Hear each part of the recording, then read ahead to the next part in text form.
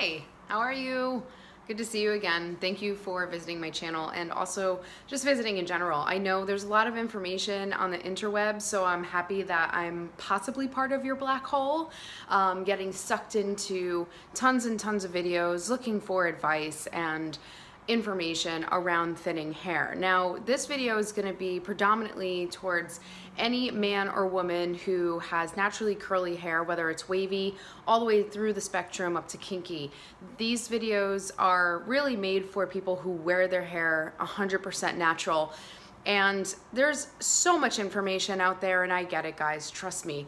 But what I'm not seeing a lot of is I'm not seeing a lot of finer texture or thinner densities of individuals with curly hair who are trying to combat their issues. Now, if you want to skip this video to the tips and advice on how to have fuller, richer looking hair, I suggest that you hold off just for a second. And just like anything else, patience is really important. I know I need to work on mine much more, but before I go into those tips and those tricks, I wanted to just let you know off the bat, if you have had a baby and maybe you're post-baby, you've had a surgery, you have thyroid issues, or you've had an illness, or you're lacking a mineral, and so you're having a mineral deficiency, if you're anemic or anything such of that nature, you're going to experience hair loss. Unfortunately, our hormones and what runs through our blood, or what's lacking in our blood, and trauma such as surgeries, especially anesthesia, or having any sort of accident, or cortisol levels that have risen very high to create trauma due to trauma, or has created trauma. So anything like that will result in your body getting rid of what it no longer needs to take care of. I don't know if you grow plants or have plants in your home, have been around nature, but you can see a lot of the times in nature itself, trees will grow to a certain height, and depending on their condition, they may start to have dying branches, which is why we have tree control and landscapers in certain parts of the year to make sure that the power lines don't get hit by fallen branches or dead trees. They take them down. That's the same as our hair, our tree.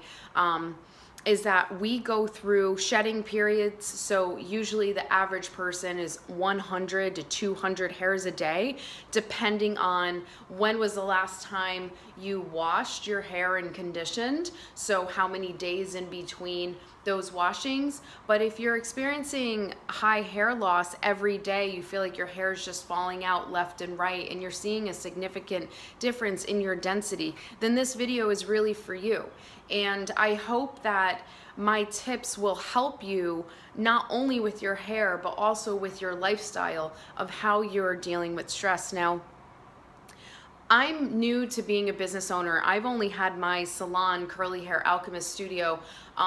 I'm located here in Dobbs Ferry, and I'm gonna tell you right now, New York, which is where my salon is, it's a very high-strung place. And I think nowadays, life is very stressful. Whether you have children, whether you don't have children, you're married, you're not married, you're a kid or full grown adult. I think life, our lifestyle is very condensed with errands and activities and schedules and goals and expectations that others have of us. So cortisol levels play a huge role in how we lose our hair. Now, I can show you off the bat, maybe on camera I don't look like I have, thin hair, but you also didn't know me before today, and I always have this space in the back of my head that just never goes away. So when I have pictures taken of me, I always see scalp,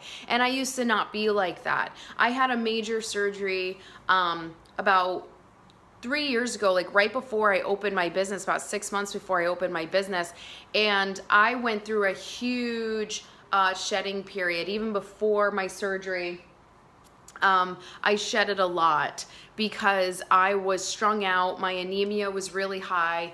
My blood count was very low, so I had to have a blood transfusion.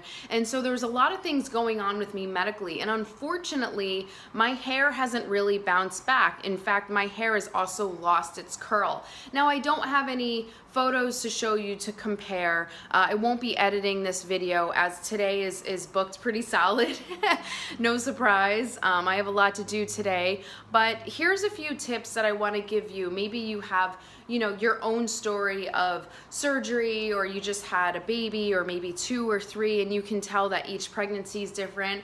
Maybe for my men out there, you're losing your hair because of male pattern baldness, and women too. There's women pattern baldness as well. So it's not about your gender, it's really about your genetics and how you handle life.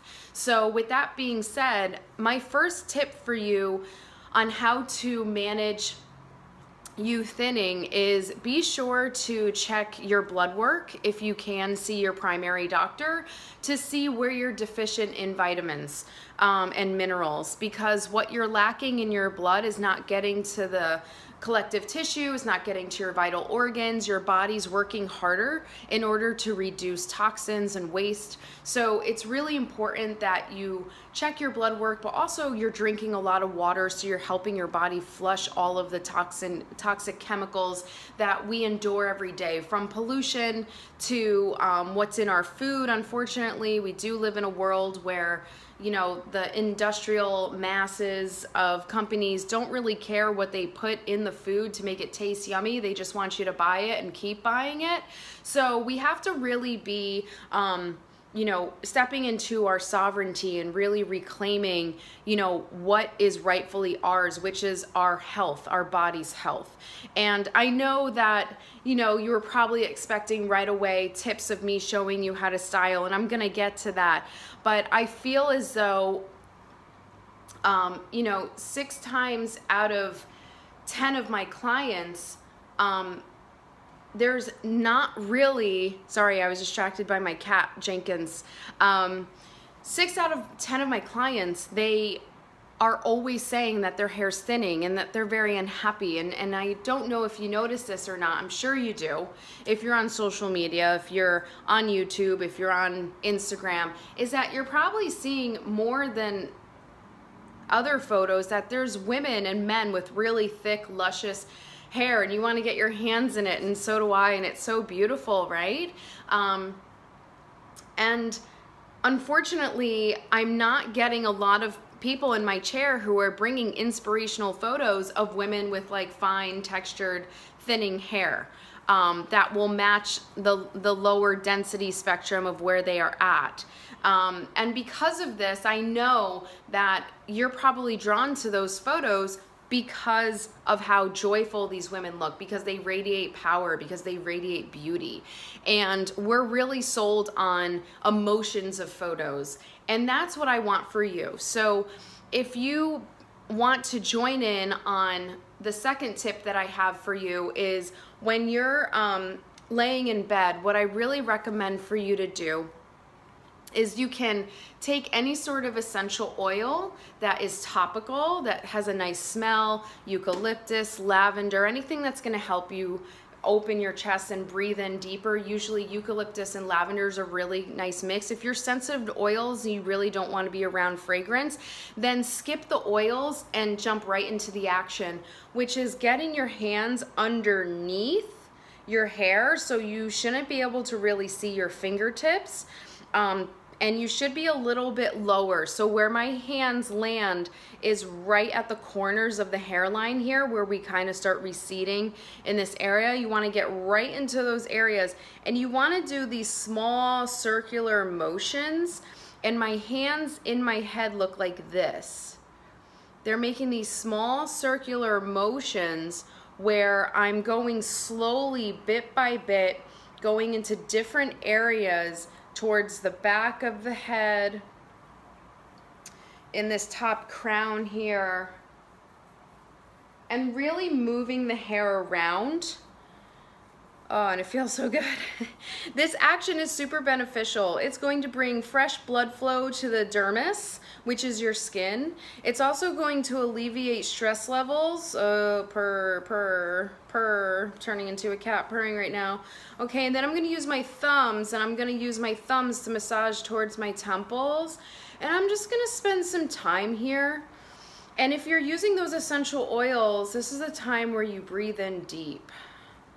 And when you can breathe in and breathe out, oh, it's amazing how much stress we hold in our head and our brain and our temples, and especially in the back of the head here, where you then want to take your hands out, place them back under in the nape here, and you're going to start massaging, getting those thumbs, especially back in the lower neck area here. And you want to spend a good at least 5 to 10 minutes doing this every night. And the benefits of this is you're going to bring fresh oxygen to the follicles that are already at the head. Oh, it feels so nice. Wow.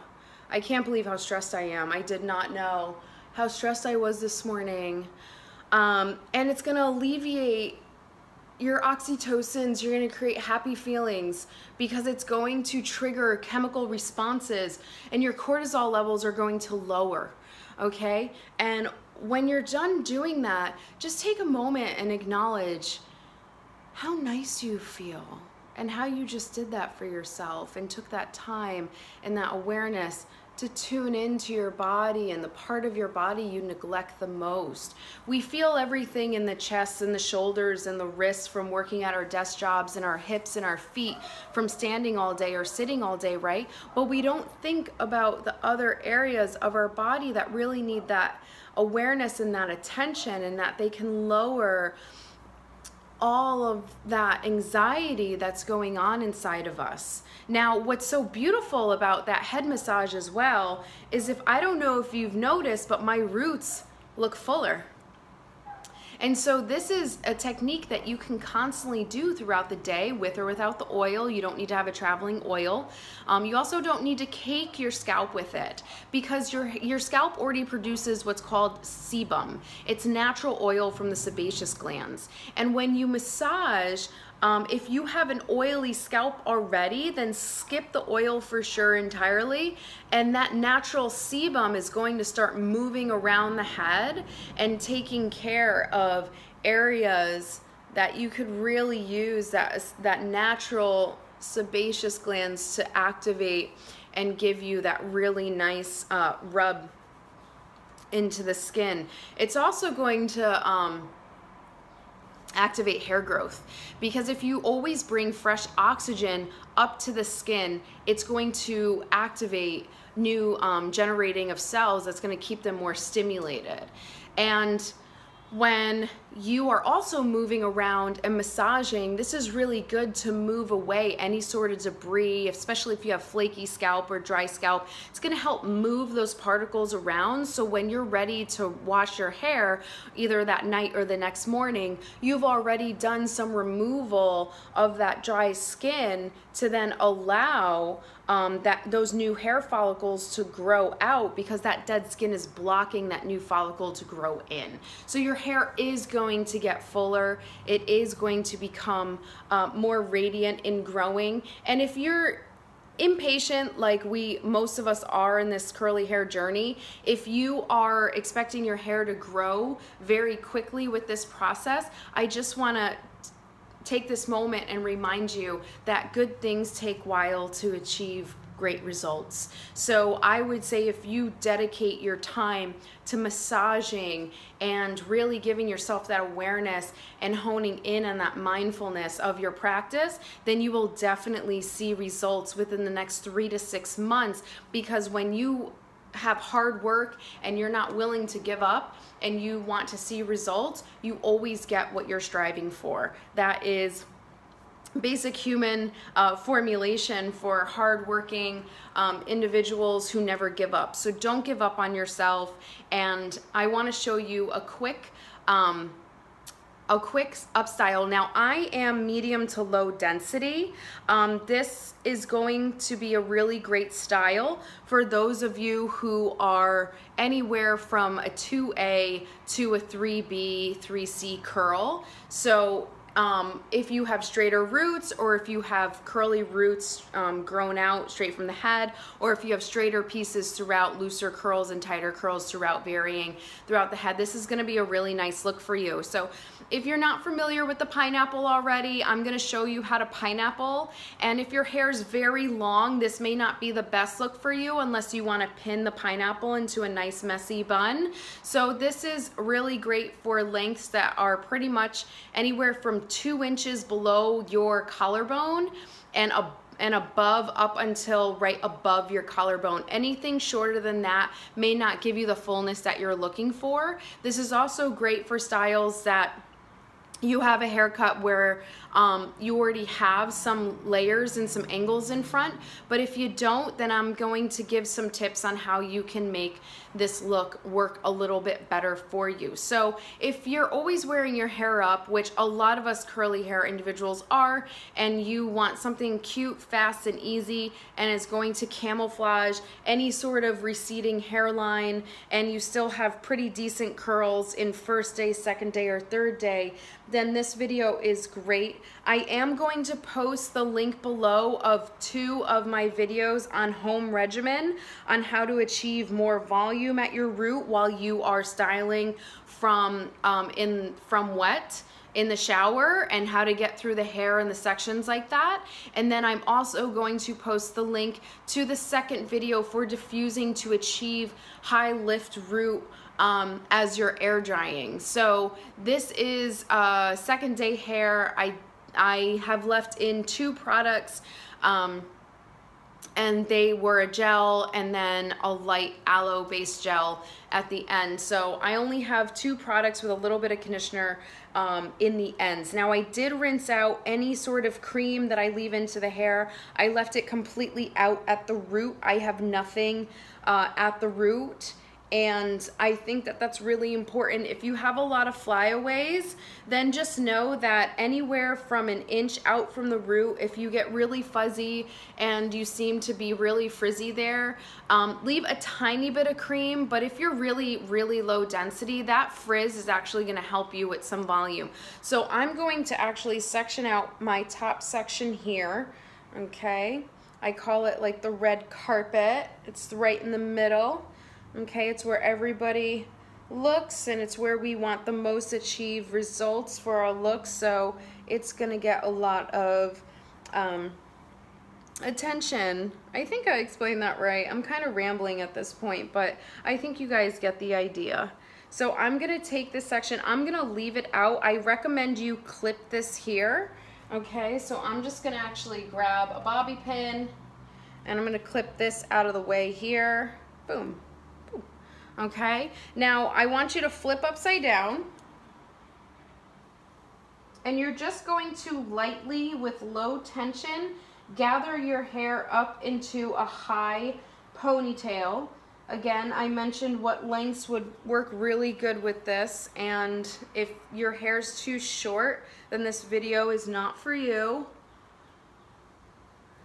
Okay, so I'm going to use this hair tie here, something with a really soft elastic, and you can see that my hair goes from short layers to long layers. It's a reverse ponytail, in other words.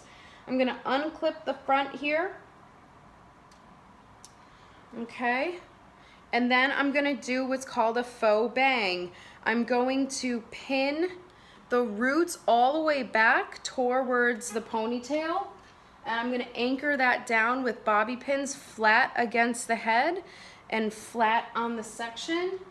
And I want to do one going towards the left and one being pinned in the direction of the right. Okay, so they really hold that section. I'm going to take other bobby pins, and now I want to anchor down my pineapple. So I'm going to go in, and I'm just going to pin not only my pineapple, but some of these looser pieces that want to fall out because my back is shorter. I am growing out a bob. Okay, and then I'm going to put a couple in the pineapple just to anchor it down. Now this is a really cute summer look as well, okay? But what it's doing is it's giving my front some fullness and it's extending the length from the ponytail. So I don't have to have a ponytail all the way as high as close to my forehead. I can keep the ponytail a little bit more back so I get that fullness in the top crown here. And then I'm just gonna pull some of these pieces forward. And once I create this like really kind of cute look, then I'm gonna pin down where I'm seeing that I'm loving it. Okay, so bobby pins are seriously a tool that a lot of women don't think of using for a style. You gravitate towards clips. Grab yourself some bobby pins, okay? You can use all different kinds, all different brands. If they're from the dollar store, they're definitely gonna be much of a cheaper value, so they might slip out pretty easily, but I feel like everything from the dollar store breaks and slips out pretty easily when it comes to any sort of hair accessory, so just be mindful. And then I just kind of pin it up, okay? And if the curl is too chunky, just lightly separate it. If it's not chunky enough, put some water on your hands with a tiny, tiny, tiny bit of gel and just twirl it around your finger and make it look like a little sausage, okay? But mine are a little chunky right there. And this is my overall look.